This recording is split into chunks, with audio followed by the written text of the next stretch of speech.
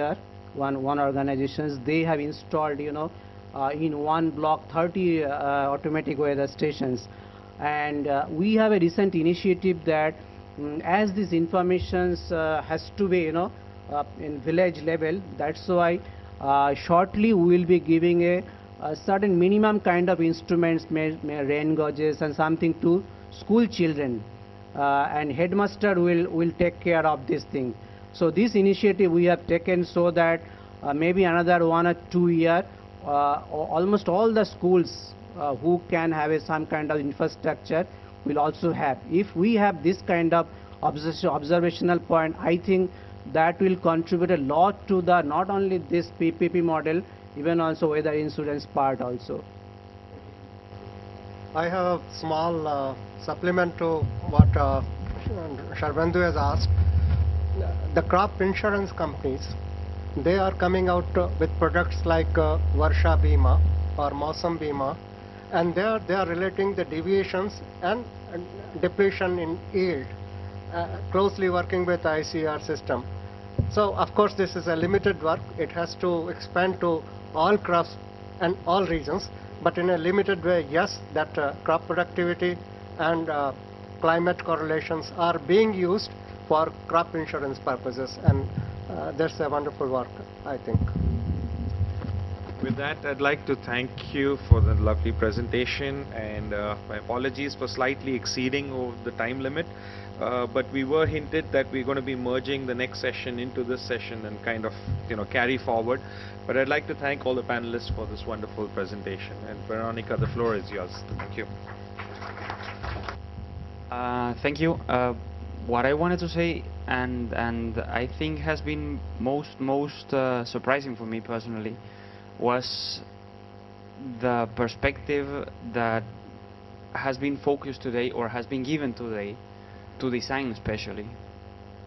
Who am I? I am a designer also, and into the potential that design can give. And as you say, Vinay, they kind of display the potential they imply in the solutions that have been developed by the Indian industry, and the solutions that are needed by the Indian community. And that I like very much, and I think it has been really surprising, especially giving some insight in creative processes.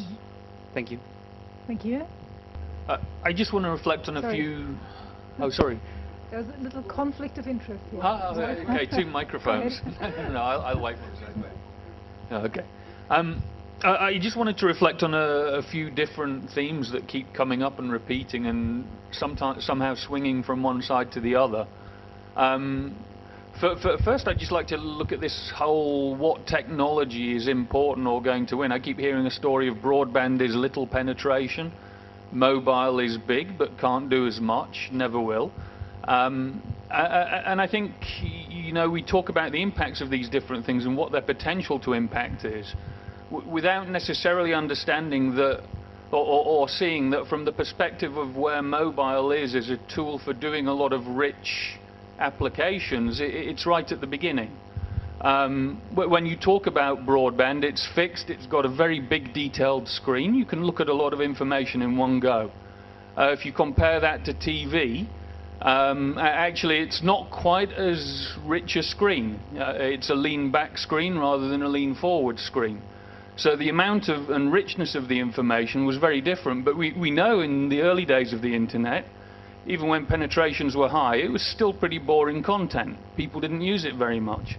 If you look in a lot of markets, certainly I know from experience in the UK, the internet has now started to overtake TV in terms of the amount of time people spend using it as their medium for relaxation or external content. Now, if we look at mobiles and we say, oh, well, it's never going to reach those levels, I'm not sure that's really true.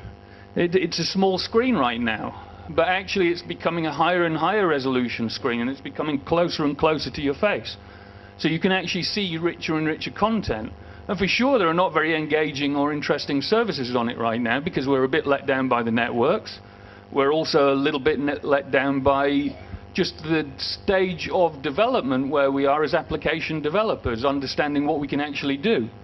But there is a massive difference with this and a broadband connection, is this travels everywhere with you.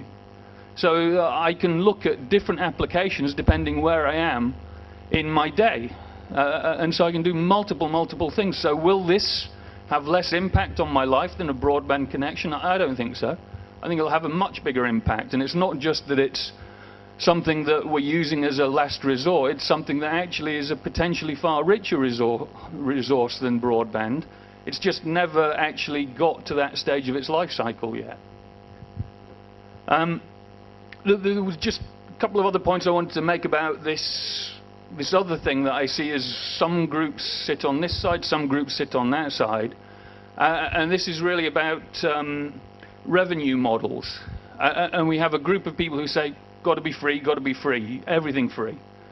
I sit slightly on the other side, I'm coming from a corporate.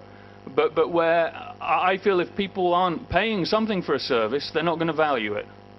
I also think when you give a service for free, you become dependent. You become dependent on external support for that service to grow. Now, if you figure out a model where people are valuing the content and the service, for sure what they will do is they give you a platform through which to grow and